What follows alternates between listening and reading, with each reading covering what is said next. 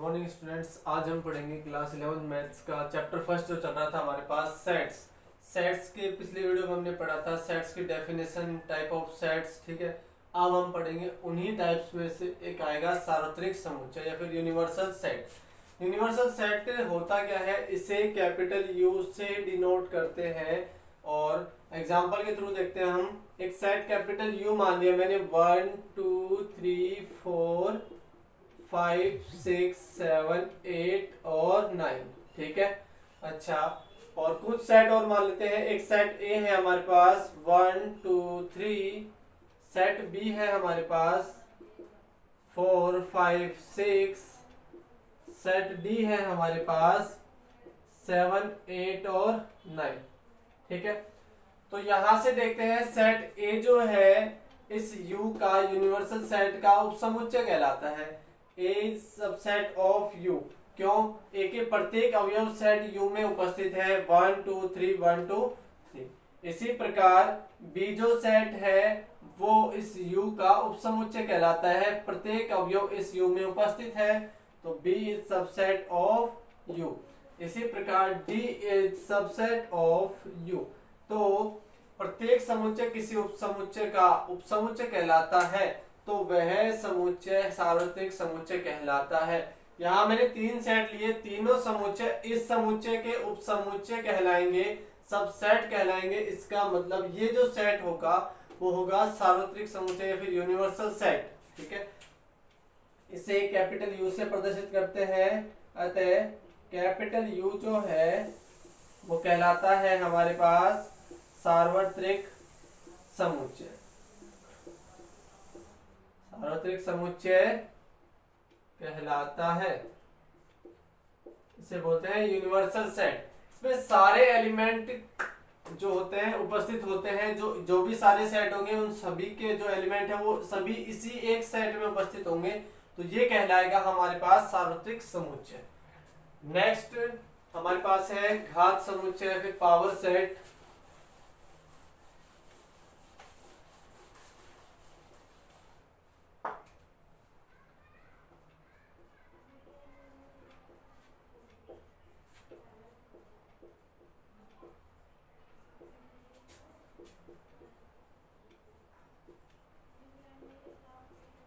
Power sets, ठीक है। अच्छा, घात समुच्चय क्या होता है?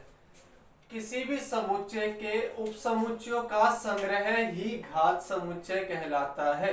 जैसे कोई सेट ए है हमारे पास, उसके अवयव है 1 और 2।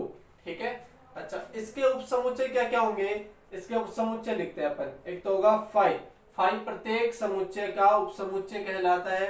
उसके बाद 1 और 2 और 1। देखो 5 इसमें उपस्थित है क्योंकि एक रिक्त समुच्चय सभी समुच्चय का उपसमुच्चय होता है। 1 भी है, 2 भी है और 1 2 भी है। ठीक है, तो देखो मैंने बताया किसी भी समुच्चय के उपसमुच्चयों का संग्रह, ये सारे उपसमुच्चय हो गए, इसका मैं एक संग्रह ले लेता हूँ, समुच्चय के रूप में ले लेता हूँ, तो ये कहलाएगा आपके पास पावर सेट। किसका पावर सेट? ए का। आप इसे लिखोगे पी ए, इसका मतलब है पावर सेट ऑफ ए का घात समुच्चय। ठीक है, ये तो इसकी डेफिनेशन की प्रत्येक समुच्चय के जो समुच्चय के प्रत्येक उपसमुच्चयों का संग्रह है पावर समुच्चय कहलाता है या फिर पावर सेट कहलाता है। अच्छा, इसमें अवयव देखो आप, number of element of set P A में अवयव की संख्या, पीए में अवयव की संख्या कितनी होगी? 2 की पावर m। यहां m क्या है भाई? m जो है n a, number of element of set ए, यानी a में अवयव की संख्या है वो होगी m। जैसे यहां देखते हैं अपन, यहां m की वैल्यू कितनी है हमारे पास?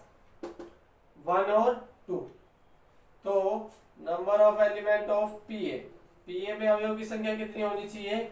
2 की पावर m या फिर 2 की पावर 2 मीन्स 4। देखो है कि नहीं, 1 2 3 और 4। तो इसका मतलब पावर सेट में अवयव की संख्या होगी 2 की पावर m, और m जो है ए समुच्चय ए में अवयवों की संख्या कहलाएगी हमारे पास। ये तो दो समुच्चय के प्रकार बच रहे थे। उसके बाद समुच्चय पर कुछ संक्रिया होंगी हमारे पास।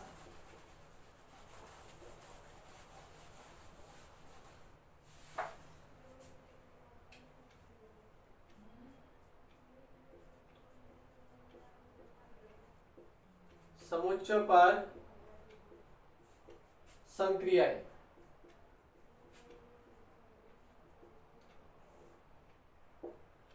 संक्रिया चार प्रकार से होगी। समुच्चयों का संघ, समुच्चयों का सर्वनिष्ठ, उसके बाद समुच्चयों का अंतर और पूरक समुच्चय।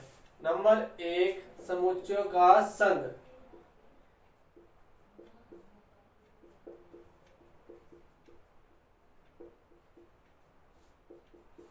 संघ मतलब यूनियन, यूनियन ऑफ सेट।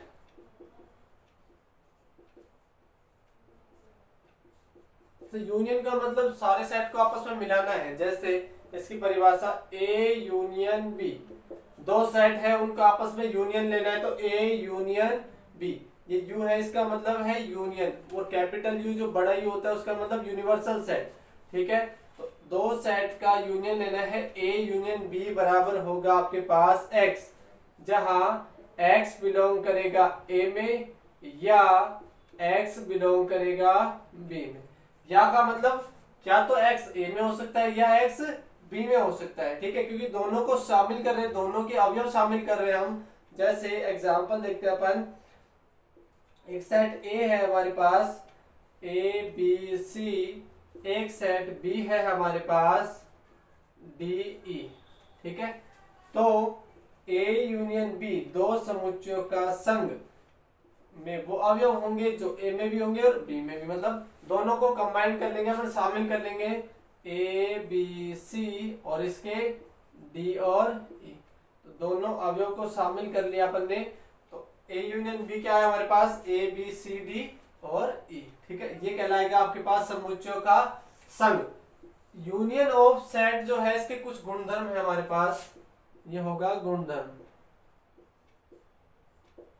गुणधर्म क्या होंगे, फर्स्ट, किसी भी सेट ए का यदि यूनियन लिया जाए किसके साथ, रिक्त समुच्चय के साथ, किसी भी सेट ए का रिक्त समुच्चय के साथ यूनियन लेते हो तो क्या आएगा हमारे पास, सेट ए।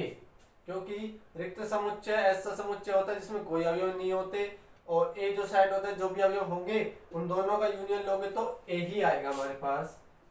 सेकेंड, किसी समुच्चय ए का यूनियन लोगे आप यूनिवर्सल सेट के साथ, सार्वत्रिक समुच्चय के साथ, तो हमारे पास आएगा यूनिवर्सल सेट। क्योंकि यूनिवर्सल सेट जो होता है उसमें सभी अवयव होते हैं, सेट ए के अवयव भी होते हैं और एक्स्ट्रा अवयव भी होते हैं, तो उन दोनों का यूनियन लोगे तो क्या आएगा, यूनिवर्सल सेट। नंबर 3, सेट ए का यूनियन ए से ले लोगे आप तो क्या आएगा, ए। क्योंकि मान लो सेट ए ये है, इसी का इसी के साथ यूनियन लेते हैं तो ए बी सी और ए बी सी। हमने बताया था शुरू में कि समुच्चय में अवयव की पुनरावृत्ति नहीं होती, तो वापस से क्या आएगा, ए बी और सी, तो वापस से सेट क्या आ जाएगा हमारे पास, set A. Number 4, A union B बराबर होगा बी यूनियन ए के। ये होता है क्रम विनिमय नियम।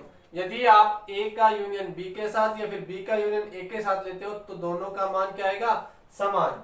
Number 5, A union B union C और ए यूनियन बी यूनियन सी।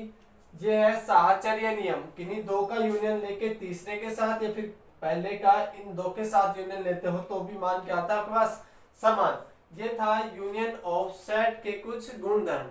उसके बाद आता है सेकंड नंबर हमारे पास, समुच्चयों का सर्वनिष्ठ।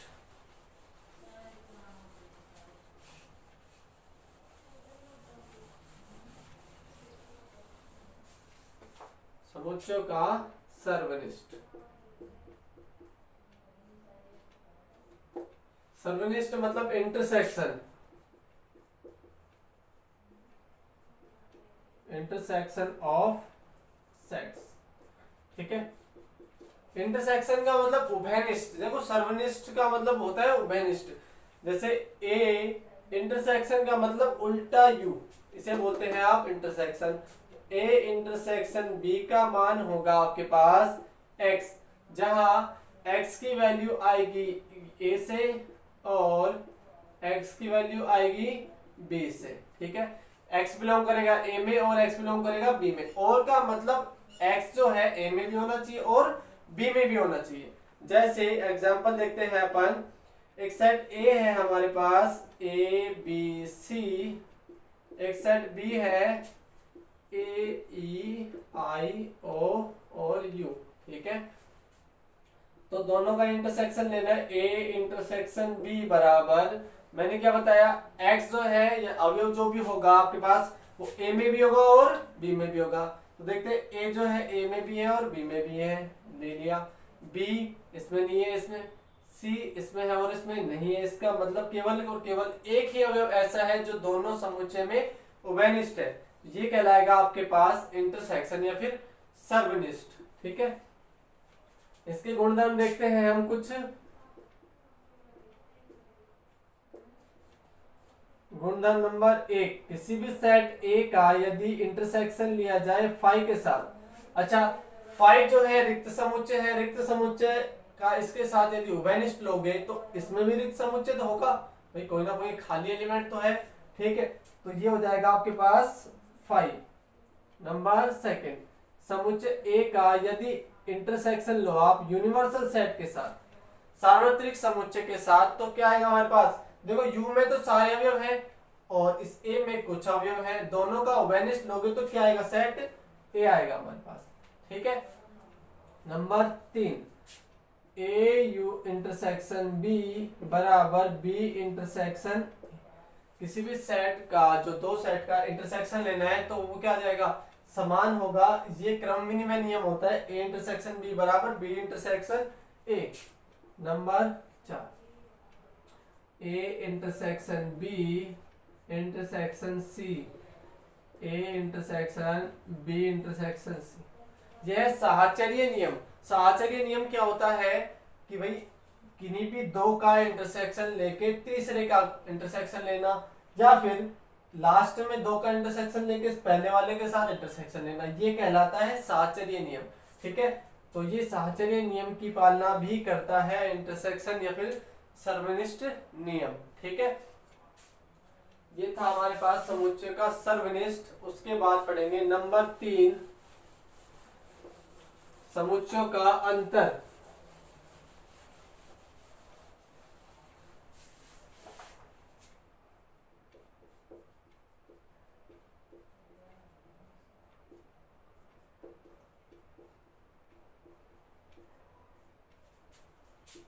डिफरेंस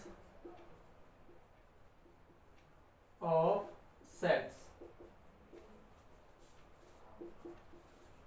किन्हीं भी दो समुच्चयों का अंतर लेना है हमें। एक सेट A है और दूसरा सेट B है, तो A माइनस B, ठीक है।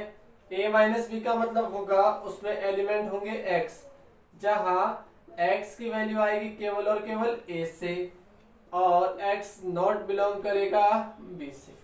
A माइनस B का मतलब केवल A के अवयव होंगे, B के अवयव नहीं होंगे, उभयनिष्ठ अवयव को हटा दिया जाएगा।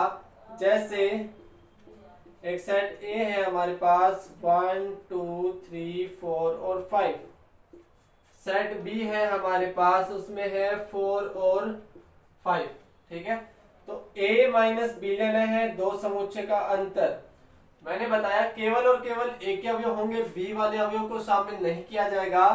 तो 1 जो है केवल A में है, 2B केवल A में है, 3B केवल A में है, 4 A में भी और B में भी है, तो B के अवयव तो हमें लेने ही नहीं है। 5 A में भी और B में भी है तो नहीं आएंगे। A माइनस B का सेट होगा हमारे पास 1 2 3, ठीक है। इसी प्रकार आप B माइनस A भी निकाल सकते हो।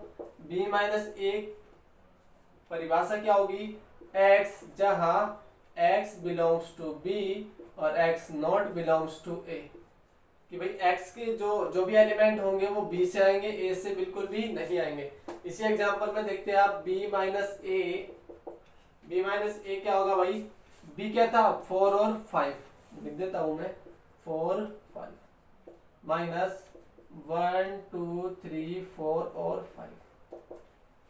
केवल और केवल B के अवयव लेने हैं, A के अवयव नहीं लेने हमें। देखो बी में क्या है 4 है, ए में 4 है, 5 में है 5 भी है, तो ऐसा कोई अवयव है क्या आएगा आपके पास 5, कि बी में ऐसा कोई अवयव नहीं है, ठीक है, जो ए में हो या ए में नहीं हो, ठीक है।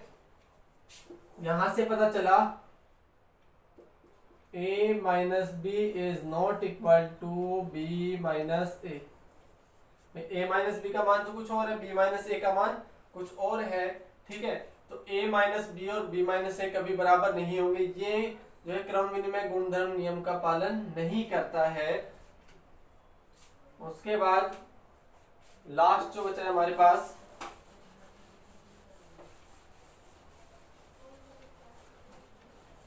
पूरक समुच्चय।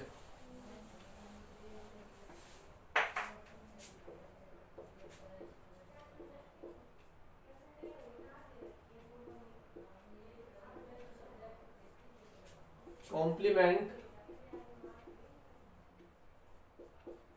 ऑफ सेट, ठीक है भाई। कोई समुच्चय ए है, उसका पूरक समुच्चय ए डैश कहलाता है। ए का पूरक समुच्चय ए डैश होगा, जहां भाई ए डैश का मान क्या है हमारे पास, u जो है आपके पास यूनिवर्सल सेट था, इस यूनिवर्सल सेट में से आप a को माइनस कर दोगे तो क्या आ जाएगा आपके पास a डैश, जो कि क्या कहलाता है पूरक समुच्चय। जैसे एग्जांपल देखते हैं अपन, एक सेट a मान लिया हमने, या यूनिवर्सल सेट मानते हैं सबसे पहले आप 1 2 3 4 5 6 7, ठीक है। और एक सेट ए मान लिया हमने, उसमें है 1 2 3, हमें क्या निकालना है पूरक समुच्चय। पूरक समुच्चय मतलब ए का डैश, ए डैश मतलब मैंने क्या बताया u माइनस ए, u के अवयव क्या क्या है हमारे पास 1 2 7, 1 2 3 4 5 6 और 7, माइनस करना है सेट ए, सेट ए है 1 2 3, ए डैश इज इक्वल टू, देखो मैंने बताया था दो समुच्चयों का अंतर हो गया हमारे पास, अंतर का मतलब केवल u में अवयव होंगे, a के अवयव नहीं लिए जाएंगे, तो 1 2 3 को लैप्स कर देंगे, यहाँ से 1 जो है इसमें भी और इसमें भी नहीं लेंगे, 2 सेम, 3 और सेम नहीं लेंगे, इसका मतलब क्या आएगा 4 5 और 6 और 7, ठीक है। यह आ गया आपके पास a का पूरक समुच्चय a डैश। अच्छा एक चीज और देखते हैं, यहाँ इसका एक गुणधर्म निकल के आया कि A union A dash, A का और A डैश का यूनियन लिया जाए तो हमारे पास आता है सार्वत्रिक समुच्चय या फिर यूनिवर्सल सेट। देख लीजिए A जो सेट था 1 2 3, A डैश था 4 5 6 7, A और A डैश का यूनियन लोगे तो क्या आएगा 1 2 3 4 5 6 7, जो कि सेट कौन सा है हमारे पास यूनिवर्सल सेट 1 2 3 4 5 6 7, ठीक है। तो ये नियम हो गया हमारे पास कि A यूनियन A डैश आएगा आपके पास यूनिवर्सल सेट। तो हमने पढ़ा सार्वत्रिक समुच्चय, उसके बाद घात समुच्चय, समुच्चयों पर संक्रियाएं, संक्रिया में 4 प्रकार की थी, समुच्चय का संघ, समुच्चय का सर्वनिष्ठ, उसके बाद समुच्चय का अंतर और लास्ट में पूरक समुच्चय, ठीक है। इसके बाद इस चैप्टर में एक टॉपिक बच रहा है आपके पास वेन आरेख, वेन आरेख द्वारा समुच्चयों का निरूपण। नेक्स्ट वीडियो में हम देखेंगे वेन आरेख द्वारा समुच्चयों का निरूपण। So thank you.